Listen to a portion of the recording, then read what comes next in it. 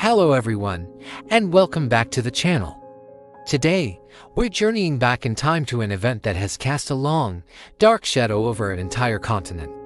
We're talking about the Berlin Conference of 1884. On the surface, it was a diplomatic gathering of powerful European nations. But in reality, it was the formalization of one of the most audacious and devastating geopolitical crimes in history, the Scramble for Africa. Imagine a group of people gathering in a room to slice up a cake they didn't bake, from a kitchen they don't own, without ever asking the baker. Now, replace the cake with the second largest continent on Earth, teeming with diverse cultures, ancient kingdoms, and millions of people. That's the Berlin Conference in a nutshell. For 104 days, from November 1884 to February 1885, representatives from 14 nations, mostly European, plus the United States, met in Berlin, hosted by German Chancellor Otto von Bismarck. Their stated goal: to regulate European colonization and trade in Africa. But here's the most shocking part: not a single African representative was invited. Not one. Their fate was being decided thousands of miles away by people who saw their continent as nothing more than a giant map to be carved up. So, why did this happen? The late 19th century was the peak of industrialization in Europe. Factories were churning out goods at an unprecedented rate, and they needed two things: endless cheap raw materials and new markets to sell their finished products. Africa was a treasure trove. It had rubber, diamonds, gold, copper, palm oil, and so much more. This economic greed was fueled by a fierce sense of national pride and rivalry. Owning colonies became a status symbol. How big is your empire? Was the question on every monarch's mind. To them, Africa wasn't a continent of people. It was a collection of resources and territories up for grabs. This scramble had already begun, creating chaos and conflict between European powers.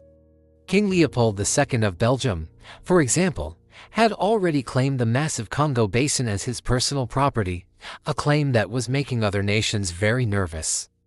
Bismarck, seeing the potential for a full-blown war between European rivals over African land, called the conference not to protect Africa, but to lay down some ground rules for its division. The goal was to ensure the scramble could continue in an orderly fashion, without the colonizers fighting amongst themselves. The conference produced an agreement called the Berlin Act. This document established some key principles. First, the principle of effective occupation. This meant that a European power could claim a part of Africa only if they could prove they had a real presence there, things like administrators, troops, or trading posts. What did this do? It triggered a mad dash to send officials and soldiers across the continent to plant flags and declare ownership, often with complete disregard for the people already living there.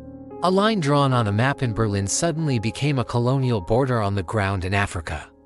Another key part of the act was the promise of free trade along the Congo and Niger rivers, and a commitment to ending the slave trade. This sounds noble, right? But it was deeply hypocritical. While they were congratulating themselves on ending one form of human exploitation, they were institutionalizing another: colonialism. The new system simply replaced the chains of the slave trade with the economic and political chains of colonial rule. The promise of improving the moral and material well-being of native populations was just a thin veil for their true intentions: exploitation. The consequences were nothing short of catastrophic. The borders drawn in Berlin were completely arbitrary. They were straight lines on a map that sliced through established kingdoms, ethnic groups, and trading routes that had existed for centuries. Suddenly, communities that had lived together for generations were split between two different colonies, ruled by two different European powers with different languages and laws. At the same time, rival groups who had historically been in conflict were forced together into a single administrative unit. This wasn't just careless cartography, it was the deliberate planting of seeds for future conflict, instability, and civil wars, many of which we still see playing out today. The map of modern Africa is, in many ways, a direct legacy of the lines drawn in that room in Berlin. Economically, Africa was rewired to serve Europe.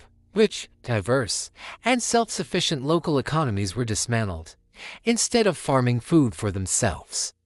Africans were often forced into cash crop economies, growing cotton, cocoa, or rubber for export to Europe.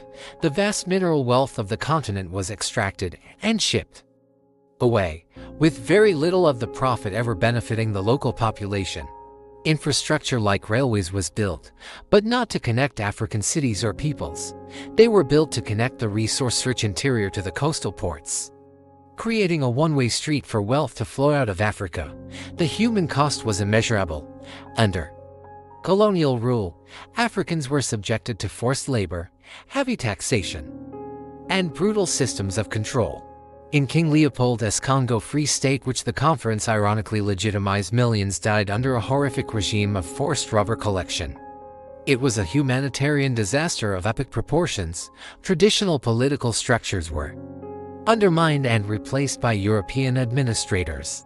African culture, language, and spiritual beliefs were systematically suppressed and labeled as primitive in a campaign to impose European cultural superiority.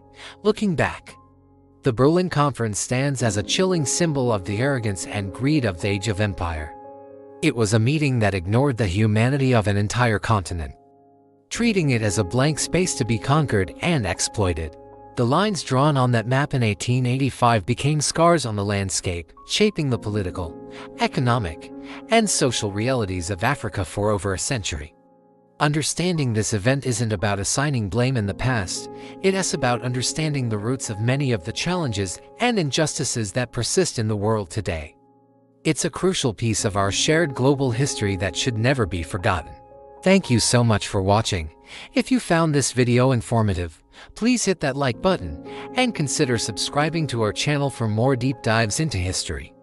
Let us know in the comments what you think about the legacy of the Berlin Conference. We'll see you in the next one.